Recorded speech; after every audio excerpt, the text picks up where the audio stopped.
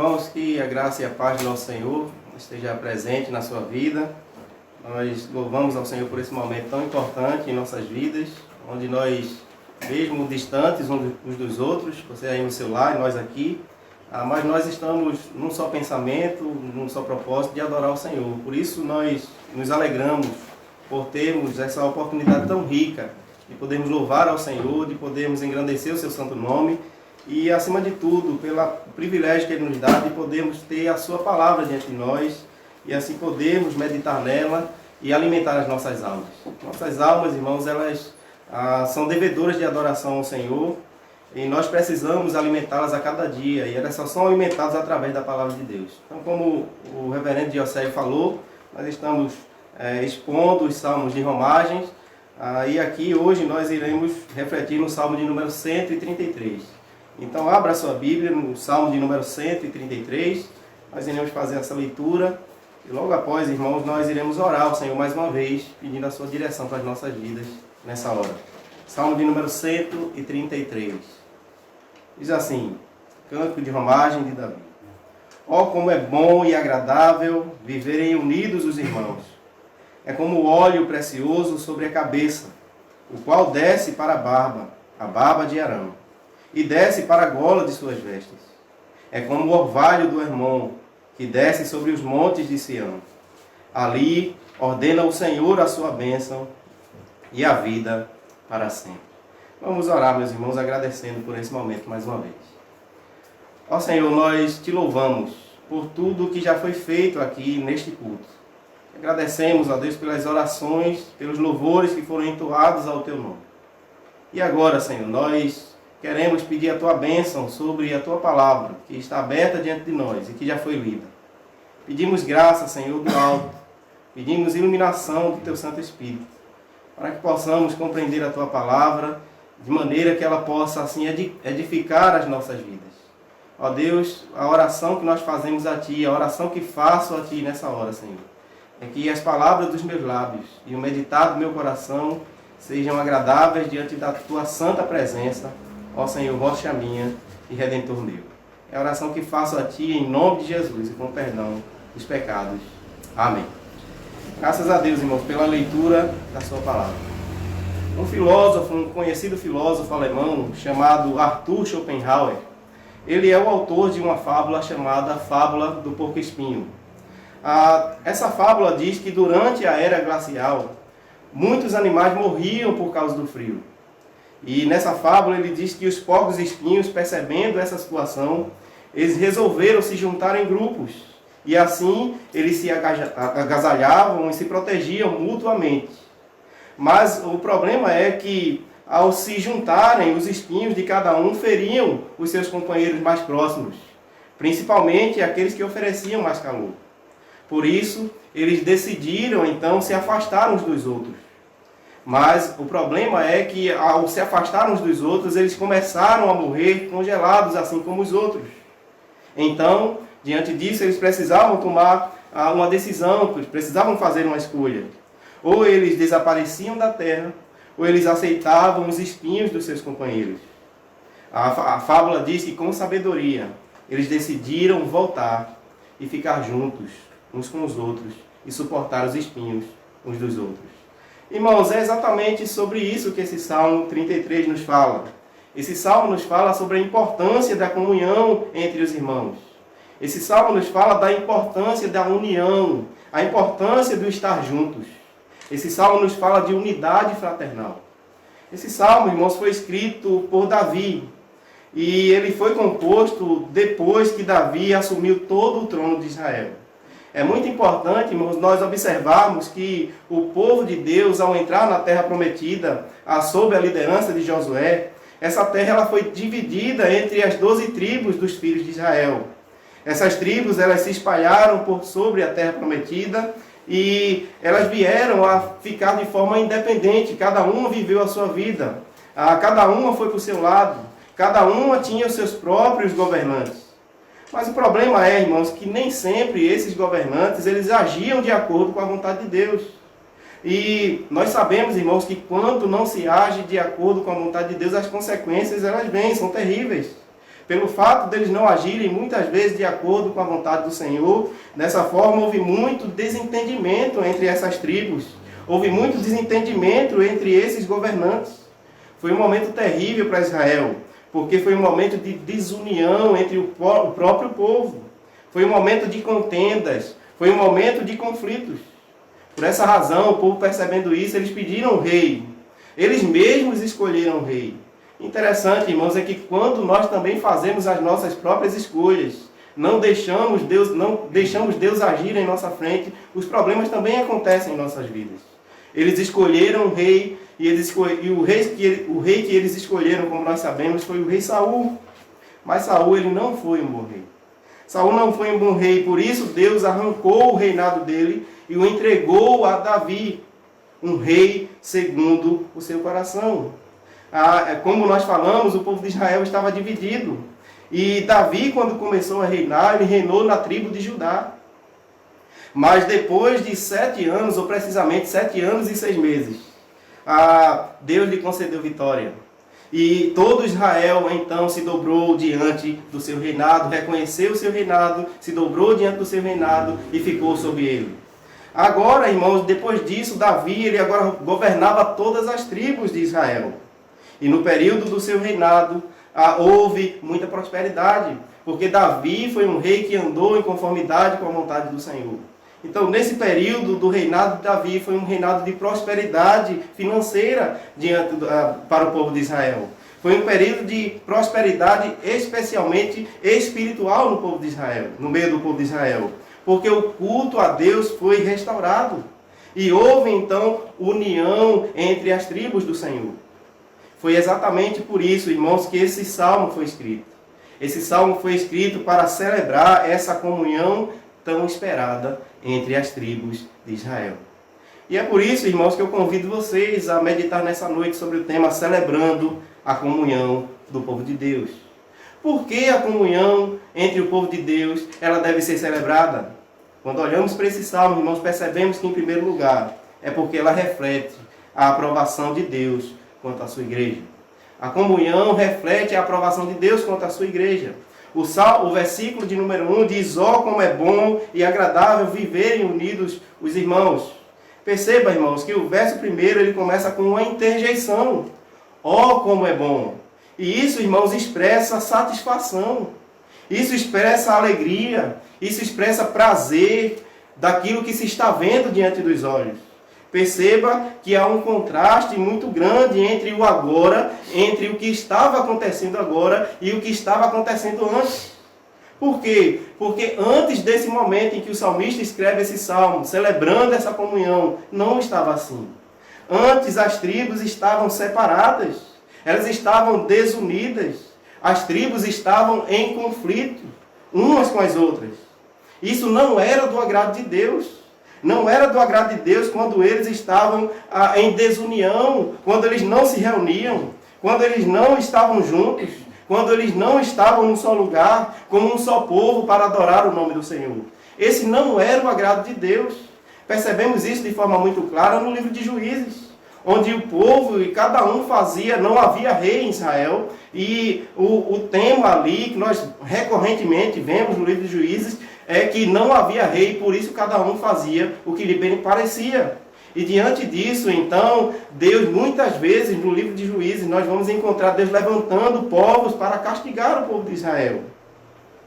Não era do agrado de Deus a forma em que eles estavam vivendo.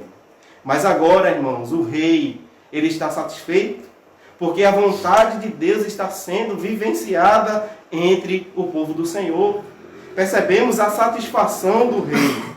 Embora sendo várias tribos agora, embora sendo várias famílias, eles agora estavam juntos num só lugar. Eles estavam juntos como um só povo, numa só fé, adorando a um único Deus. Oh, como é bom e agradável viverem unidos os irmãos, assim disse o salmista. Um comentarista chamado Stephen Will. Ele disse que havia diferença entre essas duas palavras, bom e agradável. Porque ele mostra que nem tudo que é bom é agradável. E nem tudo que é agradável é bom. Por exemplo, ele dá um exemplo dizendo que um remédio ele pode ser bom, mas ele pode ser amargoso ao mesmo tempo. Uma fritura, ela pode ser saborosa, mas ela não pode ser boa para o nosso organismo.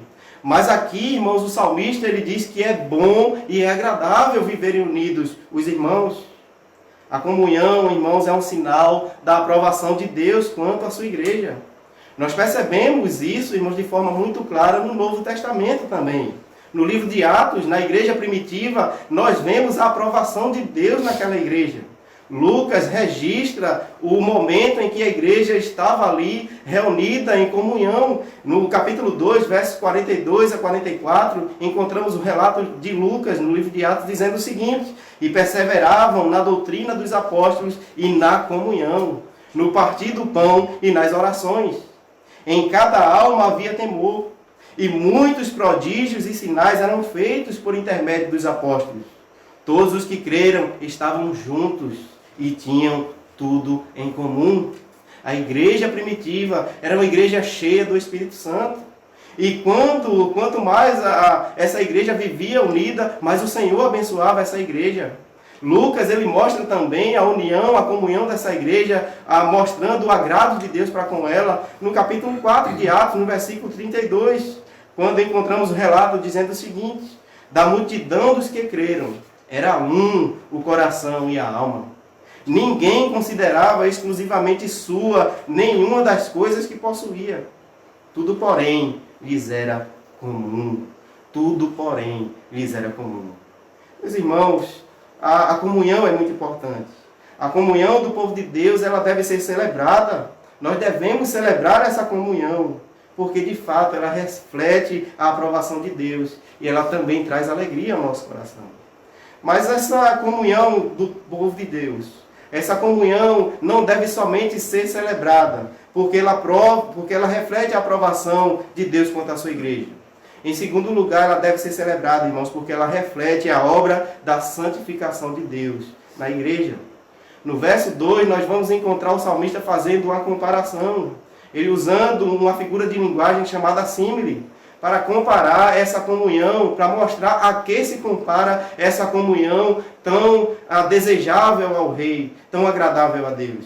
Ele diz que é como o óleo precioso sobre a cabeça, o qual desce para a barba de Arão, e desce para a gola das suas vestes.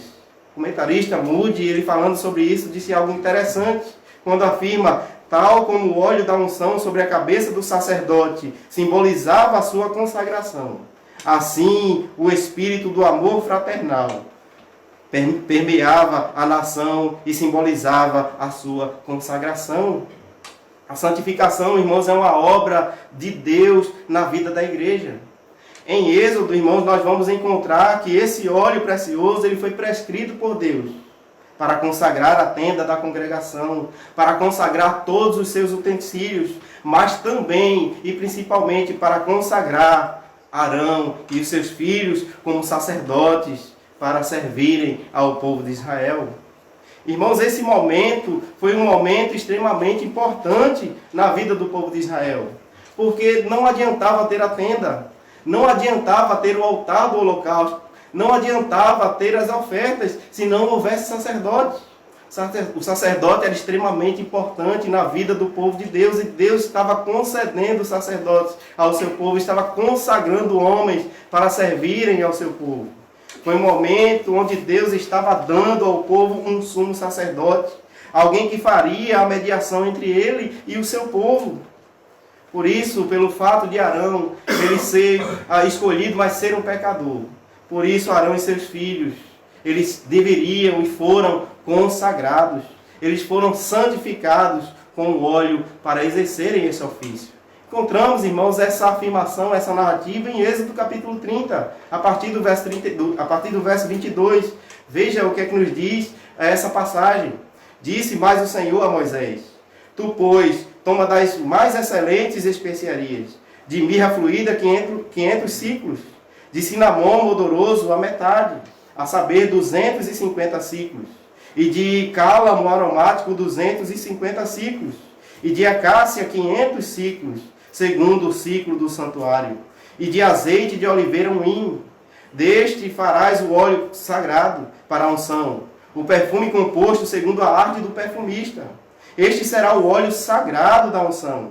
Com ele ungirás a tenda da congregação, e a arca do testemunho, e a mesa com todos os seus utensílios, e o candelabro com os seus utensílios, e o altar do incenso, e o altar do holocausto com todos os utensílios, e a bacia e o seu suporte.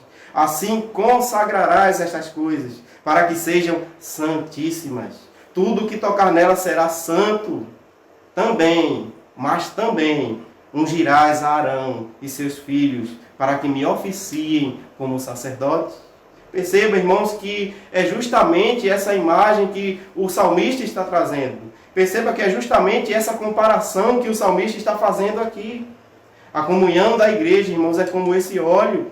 É como esse óleo que reflete essa consagração. É como esse óleo que reflete a santificação na sua vida. Por isso, irmãos, que nós venhamos a nos esforçar. Nós precisamos nos esforçar como povo de Deus para viver em comunhão uns com os outros. E devemos pedir a Deus que Ele nos ajude para que possamos viver nessa comunhão e desfrutar, e para que possamos exalar esse perfume da santificação através da nossa comunhão uns com os outros. Mas essa comunhão deve ser celebrada na vida do povo de Deus. Nós vimos que, em primeiro lugar, é porque ela reflete a aprovação de Deus quanto à sua igreja. Nós vimos agora, irmãos, em segundo lugar, que é porque ela reflete a obra da santificação de Deus na vida da sua igreja. Mas em terceiro e último lugar, essa comunhão ela deve ser celebrada, porque ela reflete a provisão de Deus na vida da sua igreja. Perceba que no verso 3 o salmista usa uma outra comparação. Ele usa uma outra figura de linguagem para comparar a importância dessa comunhão na vida do povo de Deus. Ele diz: é como o orvalho de Hermon, que desce sobre os montes de Sião. Ali ordena o Senhor a sua bênção e a vida para sempre. Irmãos, Hermon era um monte gigantesco que ficava ao norte de Israel. Ele era conhecido por sua grande quantidade de orvalho, que descia dele e fluía para os montes de Sião. É muito importante nós lembrarmos, irmãos, que a terra de Israel era uma terra seca. E esse orvalho que descia do monte Hermon, ele trazia refrigério para a terra de Israel. Esse orvalho trazia fertilidade para a terra de Israel. Esse orvalho trazia crescimento para a terra de Israel e também para a plantação dessa terra, desse povo. Ou seja, o orvalho que descia do Monte Hermon era providencial na vida do povo de Israel. E é exatamente isso, irmãos, que o salmista está nos mostrando aqui. É isso que o salmista está remontando aqui. Moody, comentando sobre isso, ele disse o seguinte: tal como o orvalho sobre a vegetação simbolizava fertilidade e crescimento, o senso da verdadeira fraternidade reavivava e despertava a devoção da nação como um todo. A comunhão do povo de Deus, irmãos, é fruto da sua providência. A comunhão do povo de Deus é fruto da sua bondade. É isso que o salmista está mostrando. A comunhão do povo de Deus é fruto do seu cuidado. A bondade de Deus, a providência de Deus, o cuidado de Deus, traduzidos nessa comunhão, reflete, irmãos, traz refrigério para a vida do seu povo. Traz alegria para a vida do seu povo. Traz crescimento também para a vida do seu povo. Vemos isso também em Atos. Veja, enquanto a igreja estava ali vivendo em comunhão, vivendo de acordo com a palavra do Senhor, Lucas ele diz que enquanto isso, o Senhor lhes acrescentava aqueles que iriam sendo salvos. Quando a igreja vive em comunhão, irmãos, ela reflete exatamente essa obra maravilhosa em sua vida. Veja, o salmista diz: é como o orvalho do Hermon que desce sobre os montes de Sião. Ali ordena o Senhor a sua bênção e a vida para sempre.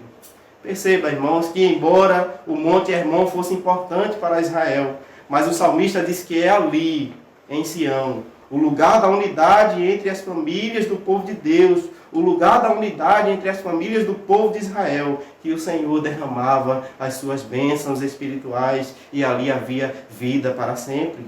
O Monte Hermon era muito importante, mas o salmista disse que não era ali, era em Sião. Era ali que Deus, era na comunhão do povo de Deus, que Deus derramava a sua bênção e a vida para sempre. Perceba, irmãos, que ao fazermos essa análise desse salmo, nós logo entendemos a quantas coisas, quantos ensinamentos ele traz para as nossas vidas. E a primeira coisa, irmãos, que nos faz refletir ao ler esse salmo, é que como o exercício da comunhão, ele é importante para a vida da igreja. Como a comunhão, como a vivência, a convivência, a unidade, a união é importante na vida de uma igreja. Nós não podemos deixar de viver essa comunhão. Essa palavra tem que estar presente na vida da igreja. Uma igreja, por que eu digo isso? Porque uma igreja, irmãos, que não vive em comunhão, ao lermos esse salmo, logo identificamos que uma igreja que não vive em comunhão é uma igreja que não está debaixo da aprovação de Deus. Uma igreja que não vive em comunhão é uma igreja que não está debaixo da aprovação de Deus. Uma igreja que não vive em comunhão é uma igreja que não glorifica a Deus. Como a igreja vai glorificar a Deus se ela não vive em comunhão? O povo de Israel não estava glorificando o seu nome. As 12 tribos não estavam glorificando o seu nome. Pelo contrário, quando elas viviam em desunião, em desacordo entre elas, elas estavam envergonhando o nome do Senhor diante das nações que estavam ao redor. Quando a igreja não vive em comunhão, ela não glorifica a Deus. Quando a igreja não vive em comunhão, ela não reflete a aprovação de Deus. Mas quando a igreja também, irmãos, não vive em comunhão, é uma igreja que não vive em comunhão, é uma igreja que não reflete a obra da santificação. Quando vemos uma igreja unida, uma igreja vivendo a verdadeira fraternidade, nós enxergamos de forma clara a obra de santificação, de transformação na vida dessas pessoas, desses irmãos. Mas uma igreja que não vive dessa forma, nós não vemos a santidade do Senhor sendo refletida nela. Uma igreja que não vive em união, uma igreja que não vive em comunhão, é uma igreja que não reflete o cuidado de Deus sobre ela. Quando vemos uma igreja unida, uma igreja vivendo em fraternidade, ali nós vemos a providência de Deus sobre ela. Mas, irmãos, em segundo lugar, perceba que a comunhão é extremamente importante na vida da igreja, na vida do povo de Deus. Mas assim como é importante e é essencial a comunhão na vida do povo de Deus, nós devemos também observar que é bem verdade, irmãos, que devido aos resquícios da corrupção que ainda existe em nós não conseguimos viver plenamente essa unidade que Deus tanto espera de nós. Devido ao pecado que ainda existe em nós não conseguimos viver plenamente essa vontade de Deus. A pergunta é por quê? As respostas, irmãos, são claras. Porque nós somos inconstantes. Devido à nossa natureza, nós somos inconstantes. Quando eu digo nós, é eu e você. Muitos dias nós acordamos com bom humor. Outros dias nós acordamos com mau humor. Um dia nós tratamos as pessoas bem. Outro dia nós tratamos as pessoas mal. Nós somos assim por natureza. Nós somos inconstantes. Nós dizemos que gostamos de uma pessoa, mas no outro dia nós já dizemos que não gostamos mais. Nós somos egoístas também por natureza, eu e você. Somos egoístas. Nós só pensamos em nós mesmos. Mas não somente isso. As nossas palavras, irmãos, muitas vezes também, elas não são temperadas com sal, como disse o apóstolo Paulo. Quantas vezes nós falamos coisas que magoam os nossos irmãos? Quantas vezes nós falamos por trás dos nossos irmãos? As nossas palavras, elas não são temperadas com sal, faz parte da nossa natureza pecaminosa. Nós somos interesseiros por natureza. Perceba que isso é uma realidade em nossa vida. Faz parte da queda do homem, de Adão lá no Éden. Isso agora está entranhado em nós. Nós somos interesseiros. Muitas vezes nós só nos aproximamos diante daqueles que têm algo para nos oferecer. Se não fosse assim, Tiago não tinha falado lá na sua carta, dizendo que os irmãos deveriam receber o pobre assim como eles estavam recebendo o rico. Faz parte da nossa natureza. Nós somos interesseiros. Nós somos também incompreensivos. Nós somos assim. E tantas coisas também nós somos. E tudo isso, irmãos, impossibilita ou nos impossibilita de vivermos a verdadeira comunhão e de recebermos as bênçãos do Senhor sobre nós. Mas uma outra reflexão também nós devemos fazer aqui. Perceba que a comunhão é essencial na vida da igreja. Ela precisa ser vivida. Quando olhamos para nós, percebemos que somos incapazes de viver essa comunhão. Mas, irmãos, assim como Deus deu um rei justo ao povo de Israel, para que através do seu reinado ele unisse o seu povo, o Senhor também nos deu o Senhor Jesus Cristo, para que através dele, através do seu Filho, nós fôssemos unidos também como um só povo. Em Cristo, irmãos, nós superamos as nossas imperfeições. Através da obra de Cristo na cruz do Calvário, nós encontramos alívio para essa nossa tensão, para esse nosso sofrimento, ao percebermos que não conseguimos fazer a vontade de Deus. Em Cristo, nós superamos, irmãos, as nossas imperfeições. É no poder do Espírito de Cristo que nós encontramos forças para mortificar as obras da carne. Tudo aquilo que falei, irmãos, faz parte das obras da carne que ainda estão presentes na nossa vida. Mas através do Espírito de Cristo, nós encontramos agora forças. Nós não estamos mais sós nessa luta. Agora o Espírito do Senhor habita em nós. E por isso nós podemos lutar contra a nossa própria carne. O Espírito de Cristo, ele nos ajuda na nossa fraqueza. Ele nos ajuda a mortificar os desejos da carne. Em Cristo nós podemos agora, irmãos, compreender uns aos outros. Cristo nos deixou esse exemplo e ele nos capacita para compreendermos uns aos outros. Em Cristo nós podemos considerar os outros superiores a nós, que é algo que é contra a nossa natureza, mas Cristo faz isso em nossas vidas. Cristo nos faz reconhecer o bem das pessoas. Cristo nos faz reconhecer que nós somos pequenos. As virtudes das pessoas, Cristo nos faz reconhecer. Em Cristo nós encontramos o verdadeiro perdão. E em Cristo nós encontramos forças para perdoar também os nossos irmãos. É Cristo quem faz isso em nossas vidas. Em Cristo nós encontramos o amor. E em Cristo nós podemos amar também os nossos irmãos. Em Cristo nós podemos viver essa comunhão tão esperada por Deus. Cristo nos dá força, Cristo nos capacita. Em Cristo nós vivemos essa comunhão e em Cristo nós desfrutamos das bênçãos do Senhor. Quero finalizar, irmãos, com as palavras do apóstolo Paulo. Quando ele fala aos Gálatas, no capítulo 3, a partir do verso 26, ele diz o seguinte: pois todos vós sois filhos de Deus mediante a fé em Cristo Jesus. Porque todos quantos fosseis batizados em Cristo Jesus, vos revestistes. Dissarte, não pode haver judeu nem grego, nem escravo nem liberto, nem homem nem mulher, porque todos vós são um em Cristo Jesus. E se sois de Cristo, também sois descendentes de Abraão, herdeiros segundo a promessa. É Cristo quem faz isso em nossas vidas. Cristo nos capacita. A sua obra nos capacita. Por isso, irmãos, que nós possamos refletir nesse salmo e que possamos também entender que assim como aconteceu com aqueles porcos espinhos, nós possamos entender a necessidade da comunhão e a necessidade também de suportarmos uns aos outros em Cristo Jesus.